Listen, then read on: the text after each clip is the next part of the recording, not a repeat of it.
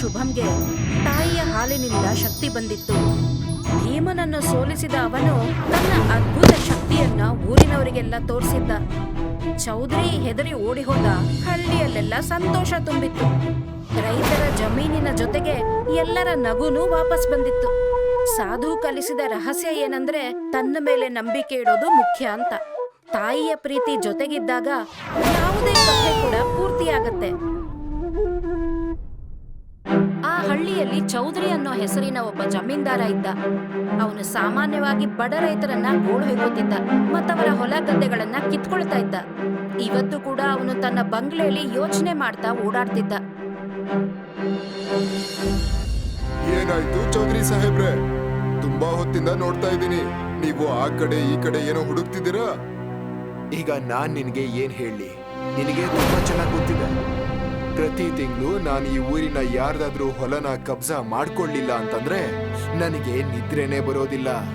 ನಾನು ಯೋಚನೆ ಮಾಡ್ತಿದ್ದೀನಿ ಈಗ ಊರಲ್ಲಿ ಯಾರ ಜಮೀನು ಉಳಿದಿದೆ ಅಂತ, ಮತ್ತೆ ಯಾರ್ ನನ್ನ ಬೇಟೆ ಆಗ್ತಾರೆ ಅಂತ. ಆದ್ರೆ ನನಗೆ ನೆನಪೇ ಆಗ್ತಾ ಇಲ್ಲ. ಚೌಧರಿ ಸಾಹೇಬ್ರೆ, ಈ ತರ ಇನ್ನೂ ಹಲವಾರು ರೈತರು ಉಳಿದಿದ್ದಾರೆ. ಆದ್ರೆ ನಿಮ್ಗೆ ಗೊತ್ತಿರ್ಲಿ ಅಂತ ಹೇಳ್ತಿದ್ದೀನಿ, ಹರಿಯಾ ಅನ್ನೋ ಹೆಸರಿನೊಬ್ಬ ರೈತ ನಿಮ್ಮಲ್ಲಿ ತುಂಬಾ ಹಿಂದೆನೆ ಸಾಲ ತಗೊಂಡಿದ್ದ. ಅವನು ಸಾಲನೂ ವಾಪಸ್ ಕೊಟ್ಟಿಲ್ಲ, ಹೊಲನೂ ಬರ್ದು ಕೊಟ್ಟಿಲ್ಲ. ಭೀಮನ ಮಾತು ಕೇಳ್ತಿದ್ದ ಹಾಗೆ ಚೌಧರಿ ಮುಖದಲ್ಲಿ ನಗೆ ಮೂಡ್ತು. ಹಾಗಾದ್ರೆ ಕಾಯ್ತಾ ಇರೋದು ಏನಕ್ಕೆ? ಭೀಮ್, ನಡಿ, ಇವತ್ತು ಹರಿಯಾ ಹೊಲನ ನಮ್ ಹೊಲ ಮಾಡ್ಕೊಳ್ಳೋಣ. ಇನ್ನೊಂದ್ ಕಡೆ ಹರಿಯಾ ತನ್ನ ಹೊಲದಲ್ಲಿ ನೇಗಿಲಿಂದ ಭೂಮಿ ಉಳ್ತಾ ಇದ್ದ. ಅವನ 10 ವರ್ಷದ ಮಗ ಶುಭಂ ಕೂಡ ಅವನ ಜೊತೆ ಹೊಲದಲ್ಲಿ ಕೆಲಸ ಮಾಡ್ತಿದ್ದ. ಆಗ ಚೌಧರಿ ಭೀಮ್ ಜೊತೆ ಅಲ್ಲಿಗೆ ಬಂದ. ನೀನು ನನ್ನ ಹತ್ರ ಹೊಲ ತಗೊಂಡಿದ್ದೆ, ಇಲ್ಲಿವರೆಗೂ ಅದನ್ನು ವಾಪಸ್ ಕೊಟ್ಟಿಲ್ಲ ಅಥವಾ ಅದರ ಬಡ್ಡಿನೂ ಕಟ್ಟಿಲ್ಲ. ಕಳೆದ ಕೆಲವು ವರ್ಷಗಳಿಂದ ನನ್ನ ಜಮೀನಲ್ಲಿ ಫಸಲು ಚೆನ್ನಾಗಿಲ್ಲ ಸಾಹೇಬ್ರೆ. ಜಮೀನು ಬಂಜರಾಗ್ತಾ ಇದೆ. ಯಾವಾಗ ಎಲ್ಲ ಸರಿ ಹೋಗುತ್ತೋ ಅವಾಗ ನಿಮ್ಗೆ ವಾಪಸ್ ಖಂಡಿತ ಕೊಡ್ತೀನಿ. ಹರಿಯಾ ಮಾತು ಕೇಳಿ ಚೌಧರಿಗೆ ಇನ್ನೂ ಕೋಪ ಜಾಸ್ತಿ ಆಯ್ತು. ಈಗ ನಾನ್ ನಿನ್ನ ಬಂಜರ್ ಜಮೀನಲ್ಲಿ ಫಸಲು ಬರೋ ತನಕ ಕಾಯ್ತಾ ಕೂರ್ಬೇಕಾ? ಅದಕ್ಕೆ ಈಗ್ಲೇ ಹೊಲನ ಬಿಟ್ಟು ಇಲ್ಲಿಂದ ಹೊರಟು ಹೋಗು. ಇವತ್ತಿಂದ ನಿನ್ನ ಹೊಲ ನಂದು. ಮಾತು ಕೇಳಲಿಲ್ಲ ಅಂದ್ರೆ ಪರಿಸ್ಥಿತಿ ಏನಾಗುತ್ತೆ ಅಂತ ನಿನಗೆ ಗೊತ್ತು ತಾನೆ? ಹರಿಯಾ ತುಂಬಾ ಅತ್ತ ಬೇಡ್ಕೊಂಡ. ಆದ್ರೆ ಚೌಧರಿ ಮನಸ್ಸು ಕರಗಲೇ ಇಲ್ಲ. ಅಸಹಾಯಕನಾಗಿ ಹರಿಯಾ ತನ್ನ ಮಗ ಶುಭಂನ ಕರ್ಕೊಂಡು ಮನೆ ಕಡೆ ಹೊರಟ. ಹರಿಯಾ ತುಂಬಾ ಹೊತ್ತು ಅಳ್ತಾನೇ ಇದ್ದ. ಅವನು ಅತ್ತು ಸ್ವಲ್ಪ ಸಮಾಧಾನ ಆದಾಗ ಅವನ ಮಗ ಶುಭಂ ಅವನ ಹತ್ರ ಬಂದ.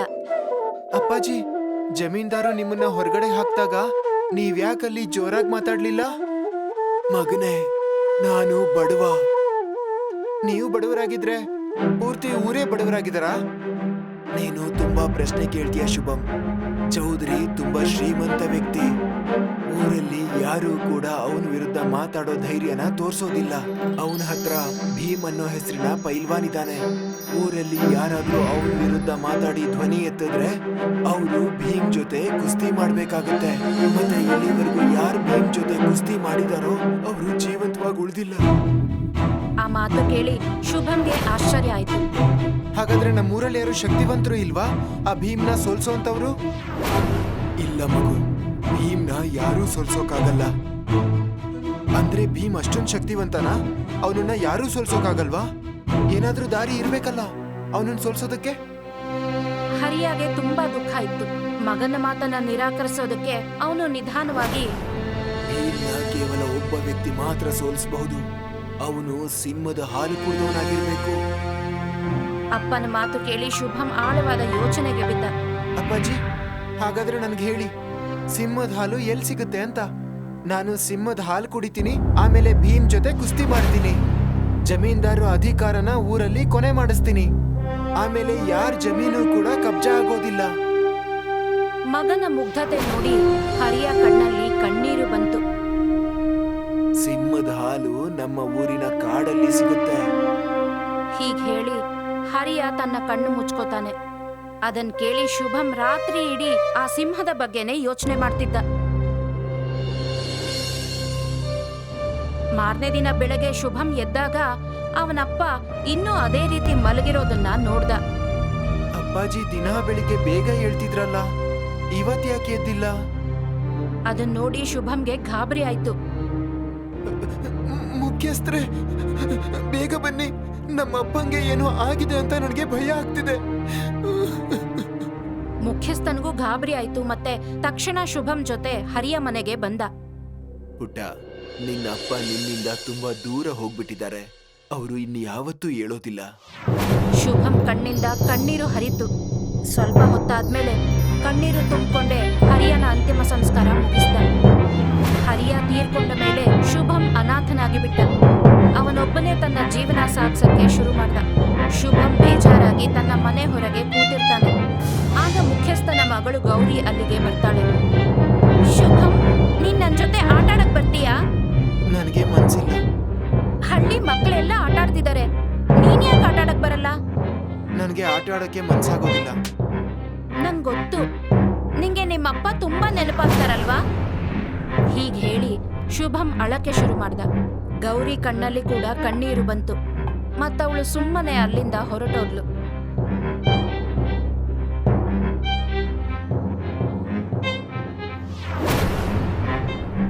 ಆ ದಿನದ ನಂತರ ಶುಭಂ ಯಾವಾಗೆಲ್ಲ ಬೇಜಾರಾದ್ರೂ ಗೌರಿ ಏನಾದ್ರೂ ಕಾರಣದಿಂದ ಅವನಿಗೆ ಸಮಾಧಾನ ಮಾಡಕ್ಕೆ ಪ್ರಯತ್ನ ಮಾಡ್ತಿದ್ಲು. ಸಮಯ ಹೀಗೆ ಕಳೀತಾ ಇತ್ತು. ಹೀಗೆ 10 ವರ್ಷ ಕಳೀತು. ಈಗ ಶುಭಂ ಯುವಕನಾಗಿದ್ದ. ಒಂದಿನ ಶುಭಂ ಆಳವಾಗಿ ಯೋಚನೆ ಮಾಡ್ತಾ ಕೂತಿದ್ದ. ಅವನ ಮನಸ್ಸಿನಲ್ಲಿ ಕಳೆದು ಹೋದ ಘಟನೆಗಳೆಲ್ಲ ಮತ್ತೆ ಮತ್ತೆ ಮರುಕಳಿಸ್ತಿತ್ತು. ಆಗ ಗೌರಿ ಅಲ್ಲಿಗೆ ಬರ್ತಾಳೆ. ಶುಭಂನ ನೋಡ್ತಾಳೆ. ಚಿಕ್ಕ ವಯಸ್ಸಿಂದ ನೋಡ್ತಿದೀನಿ, ನೀನ್ ಯಾವಾಗ್ಲೂ ಏನಾದ್ರೂ ಯೋಚನೆ ಮಾಡ್ತಾನೆ ಇರ್ತೀಯಲ್ಲ. ಮೊದ್ಲೆಲ್ಲ ನಂಗೆ ನೀನು ನಿಮ್ಮಪ್ಪನ ನೆನಪಿಸ್ಕೋತೀಯ ಅನ್ನಿಸ್ತಿತ್ತು. ಆದ್ರೆ ಶುಭಂ, ಇತ್ತೀಚೆಗೆ ನನ್ಗನ್ಸುತ್ತೆ ನೀನ್ ನನ್ನ ಹತ್ರ ಏನೋ ಮುಚ್ಚಿಡ್ತಾ ಇದೀಯ. ಶುಭಂ ನಿಧಾನವಾಗಿ ಗೌರಿ ಕಡೆ ನೋಡ್ತಾನೆ. ಅವನ ಮುಖದ ಮೇಲೆ ಗಂಭೀರತೆ, ಮನಸ್ಸಿನ ದುಃಖ ಕ್ಲಿಯರ್ ಆಗಿ ಕಾಣಿಸುತ್ತೆ. ನಿನಗೆ ಗೊತ್ತಾ ಗೌರಿ, ಚೌಧರಿ ಅವರು ನಮ್ಮ ಅಪ್ಪನ ಅವ್ರ ಹೊಲದಿಂದನೇ ಹೊರಗಡೆ ಕಳಿಸಿದಾಗ ನಾನು ಅಪ್ಪನ ಹತ್ರ ಕೇಳಿದ್ದೆ, ನೀವ್ ಯಾಕೆ ಅವ್ರ ವಿರುದ್ಧ ಮಾತಾಡ್ಲಿಲ್ಲ ಅಂತ. ಅವಾಗ ಅವ್ರು ಹೇಳಿದ್ರು, ನಾನ್ ಮಾತ್ರ ಅಲ್ಲ, ಈ ಊರಲ್ಲಿ ಅವ್ರ ವಿರುದ್ಧ ಯಾರು ಮಾತಾಡಲ್ಲ ಅಂತ. ಅವ್ರ ವಿರುದ್ಧ ಯಾಕೆ ಮಾತಾಡಲ್ಲ ಅಂದ್ರೆ ಅವ್ರ ಜೊತೆ ಒಬ್ಬ ಪೈಲ್ವಾನ್ ಇದ್ದಾನೆ. ಮತ್ತೆ ಊರಿನ ನಿಯಮಗಳ ಪ್ರಕಾರ ಯಾರಾದ್ರೂ ಚೌಧರಿ ವಿರುದ್ಧ ಧ್ವನಿ ಎತ್ತಿದ್ರೆ ಅವರು ಪೈಲ್ವಾನ್ ಜೊತೆ ಕುಸ್ತಿ ಮಾಡ್ಬೇಕಾಗತ್ತೆ. ಗೌರಿ ಶುಭಂ ಮಾತುಗಳನ್ನ ಗಮನ ಇಟ್ಟು ಕೇಳಿಸ್ಕೊತಿದ್ಲು.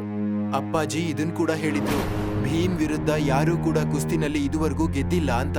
ಮತ್ತೆ ಯಾರೆಲ್ಲ ಭೀಮ್ ಜೊತೆ ಕುಸ್ತಿ ಆಡಿದ್ರೋ ಅವರೆಲ್ಲ ಈ ಲೋಕನೇ ಬಿಟ್ಟು ಹೋಗಿದ್ದಾರೆ ಅಂತ. ಜೊತೆಗೆ ಅಪ್ಪ ಇದನ್ನೂ ಹೇಳಿದ್ರು, ಭೀಮ್ನ ಕುಸ್ತಿನಲ್ಲಿ ಕೇವಲ ಅವನು ಮಾತ್ರ ಸೋಲಿಸಬಲ್ಲ, ಯಾರು ಸಿಂಹದ ಹಾಲು ಕುಡ್ದಿರ್ತಾನೋ ಅವನು. ಅದನ್ನ ಕೇಳಿ ಗೌರಿಗೆ ಆಶ್ಚರ್ಯ ಆಗತ್ತೆ. ಅವಳ ಮುಖದ ಮೇಲೆ ಆಶ್ಚರ್ಯ ಎದ್ದು ಕಾಣುತ್ತೆ. ಸಿಂಹದ ಹಾಲ? ಏನ್ ಮಾತಾಡ್ತಾ ಇದೀಯ ನೀನು? ಹೌದು ಗೌರಿ, ಸಿಂಹದ ಹಾಲು. ಚಿಕ್ಕವನಿದ್ದಾಗ ಅಪ್ಪ ಹೇಳಿದ್ರು ಸಿಂಹದ ಹಾಲು ಕಾಡಲ್ಲಿ ಸಿಗುತ್ತೆ ಅಂತ. ಅವಾಗಿಂದ ನನ್ನ ತಲೆಯಲ್ಲಿ ಇದೇ ವಿಷಯ ಸುತ್ತಾ ಇದೆ. ನಾನು ಅದನ್ನೇ ಯೋಚನೆ ಮಾಡ್ತಾ ಇದ್ದೀನಿ, ಹೇಗಾದ್ರೂ ಮಾಡಿ ಆ ಸಿಂಹಿಣಿನ ನಾನು ಹುಡುಕ್ಬೇಕು ಅಂತ. ಮತ್ತೆ ಅದರ ಹಾಲು ಕುಡ್ದು ಭೀಮ್ನ ಕುಸ್ತಿನಲ್ಲಿ ಸೋಲ್ಸಿ ಜಮೀನ್ದಾರರ ಆಳ್ವಿಕೆನ ಈ ಊರಲ್ಲಿ ನಿಲ್ಲಿಸ್ಬೇಕು ಅಂತ. ಗೌರಿ ಸ್ವಲ್ಪ ಹೊತ್ತು ಶುಭಂ ಮುಖಾನೇ ನೋಡ್ತಾ ಇರ್ತಾಳೆ. ಅವಳ ಮುಖದ ಮೇಲೆ ಚಿಂತೆ ಎದ್ದು ಕಾಣ್ತಿರುತ್ತೆ. ನೋಡು ಶುಭಂ, ನಿನ್ ಜೀವನದಲ್ಲಿ ನಡೆದಿದ್ದನ್ನೆಲ್ಲ ಮರೆಯೋದು ಅಷ್ಟು ಸುಲಭ ಅಲ್ಲ ಅಂತ ನಂಗೆ ಗೊತ್ತು. ಆದ್ರೆ ನೀನೀಗ ಸಿಂಹದ ಹಾಲು ಹುಡುಕೊಂಡು ಕಾಡಿಗೆ ಹೋಗ್ಬಿಡ್ಬೇಡ. ಕಾಡು ತುಂಬಾ ಡೇಂಜರ್ ಅಂತ ಕೇಳಿದೀನಿ. ಶುಭಂ ಗೌರಿ ಮಾತಿಗೆ ಉತ್ತರನೇ ಕೊಡೋದಿಲ್ಲ. ಅವನು ಸುಮ್ಮನೆ ಎದ್ದು ಏನು ಮಾತಾಡದೆ ಅಲ್ಲಿಂದ ಹೊರಟೋಗ್ತಾನೆ. ಕೆಲವು ದಿನಗಳು ಹೀಗೆ ಕಳೆದೋಯ್ತು. ಒಂದಿನ ಚೌಧರಿ ತನ್ನ ಹಾಲಲ್ಲಿ ಯೋಚನೆ ಮಾಡ್ತಾ ಓಡಾಡ್ತಿರ್ತಾನೆ. ಏನಾಯ್ತು ಚೌಧರಿ ಸಾಹೇಬ್ರೆ, ನೀವು ಮತ್ತೆ ಚಿಂತೆಲಿರೋ ತರ ಕಾಣ್ತಾ ಇದೆಯಲ್ಲ. ನಿನಗೆ ಚೆನ್ನಾಗಿ ಗೊತ್ತಿದೆ ಅಲ್ವಾ? ಭೀಮ್ ನಗ್ತಾ ಚೌಧರಿ ಮಾತನ್ನ ಅರ್ಧದಲ್ಲೇ ನಿಲ್ಲಿಸ್ತಾನೆ. ಅದೇ ಅಲ್ವಾ, ನೀವು ಎಲ್ಲಿವರೆಗೂ ಊರಿನ ಯಾರಾದ್ರೂ ರೈತರು ಹೊಲನ ಕಬ್ಜಾ ಮಾಡ್ಕೊಳ್ದೆ ಇದ್ರೆ ಅಲ್ಲಿವರೆಗೂ ನಿಮಗ್ ನಿದ್ರೆನೆ ಬರೋದಿಲ್ಲ. ಆದ್ರೆ ನಿಮ್ಗೆ ತಿಳಿದಿರ್ಲಿ ಅಂತ ಹೇಳ್ತಿದ್ದೀನಿ, ಈ ಊರಿನ ಎಲ್ಲಾ ಜಮೀನನ್ನು ನೀವೀಗಾಗ್ಲೇ ವಶಪಡಿಸ್ಕೊಂಡಿದ್ದೀರಾ. ಅದನ್ನ ಕೇಳಿ ಚೌಧರಿ ಆಳವಾದ ಯೋಚನೆಗೆ ಬೀಳ್ತಾನೆ. ಇದ್ದಕ್ಕಿದ್ದ ಹಾಗೆ ಚೌಧರಿ ಕಣ್ಣಲ್ಲಿ ಹೊಳಪು ಕಾಣುತ್ತೆ.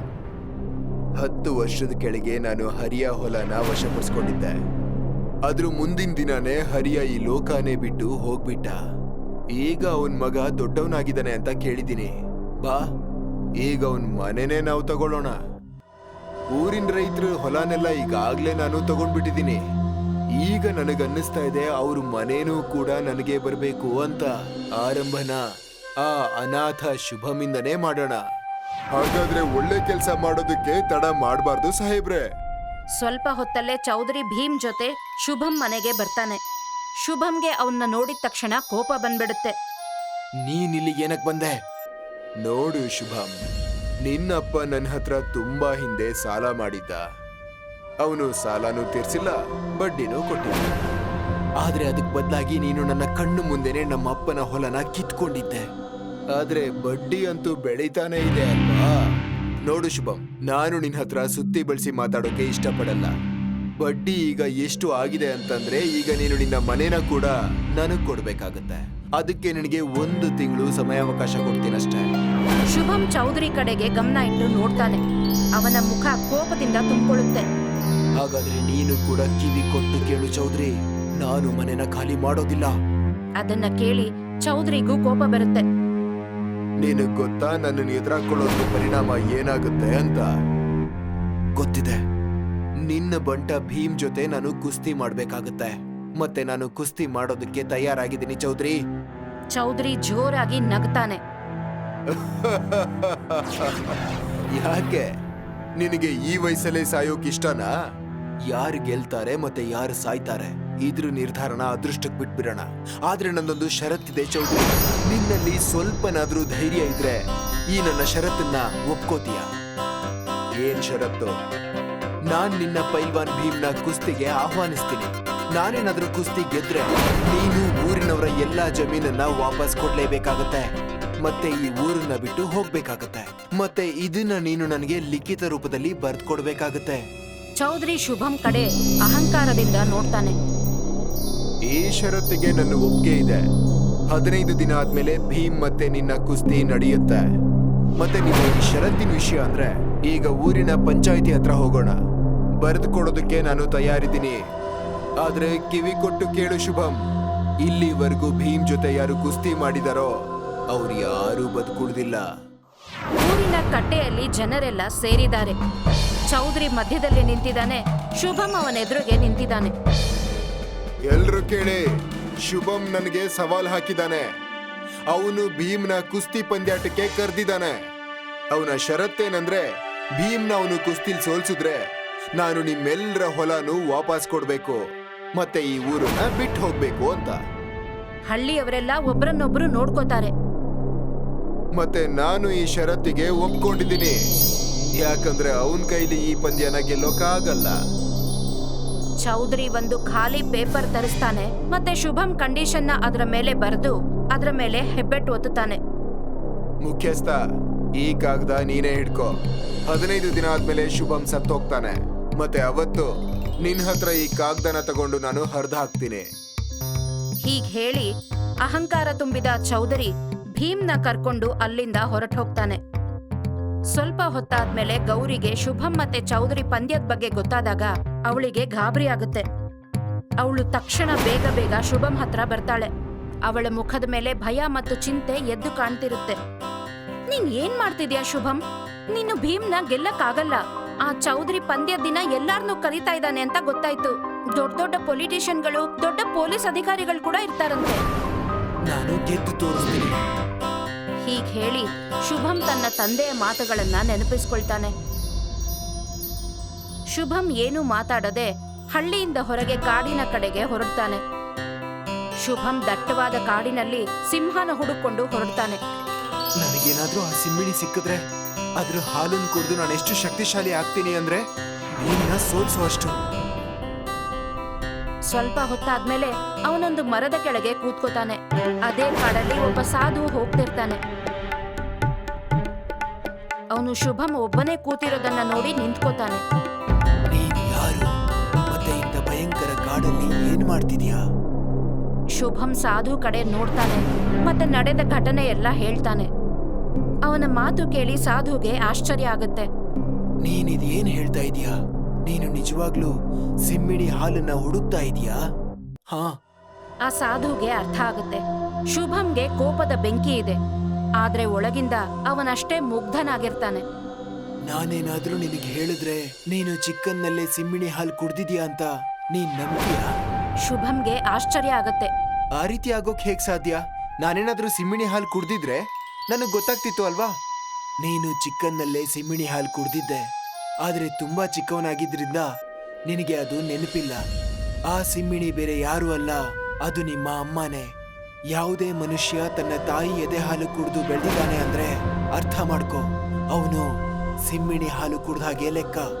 ನಿಮ್ಮ ಅಮ್ಮನ್ನ ನೆನಪು ಮಾಡ್ಕೋ, ಅವರೇ ನಿನಗೆ ಸಿಮ್ಮಿಣಿ ಹಾಲನ್ನ ಕುಡ್ಸಿರೋದು.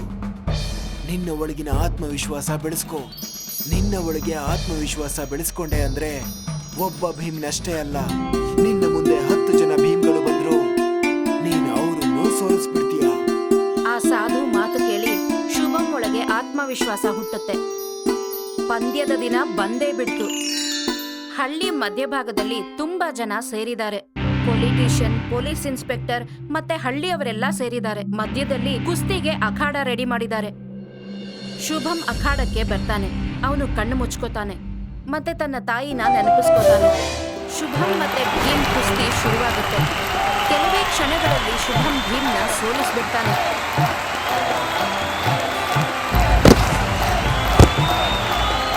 ಅದನ್ನು ನೋಡಿ ಜಮೀನ್ದಾರ್ಗೆ ವಿಶ್ವಾಸನೇ ಬರಲ್ಲ.